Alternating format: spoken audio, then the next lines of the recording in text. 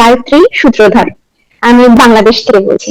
আমি ইউটিউবের মাধ্যমেই জ্ঞানীগুরু কমিউনিটি জানতে পারি, এবং তারপরে বাবা বললো যে না মা, তোমার আর কোথাও যাওয়ার দরকার নেই, আমার যে চিন্তাটা ছিল এবং লাহিড়ী বাবার আশ্রয়ে চলে যাও।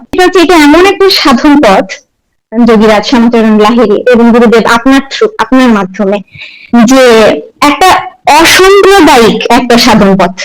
এটা খুবই ইন্সপায়ারিং, ভীষণ রকমের ইন্সপায়ারিং। আমার আপনার চেহারাটা ভেসে ওঠে, যোগীরাজের চেহারাটা ভেসে ওঠে। আমার মনে হয় যে আপনি বলছেন যে জীবনটা একটা কর্মক্ষেত্র, এখানে কেউ সুখের জন্য আসেনি, এখানে কেউ আরামের জন্য আসেনি, এবং জ্ঞানীগুরু কমিউনিটিতে আপনার আশ্রয়ে আসা উচিত, যোগদান করা উচিত। আমি Gurudas Poddar, my age is 84, দেখে মনে হয় না অবশ্য।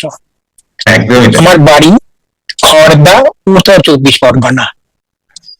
আমি একজন এক্স সার্ভিসম্যান।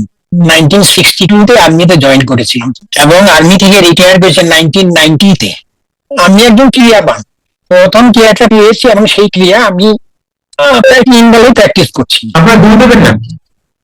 পরমহংস হরিহরানন্দ। আচ্ছা আচ্ছা।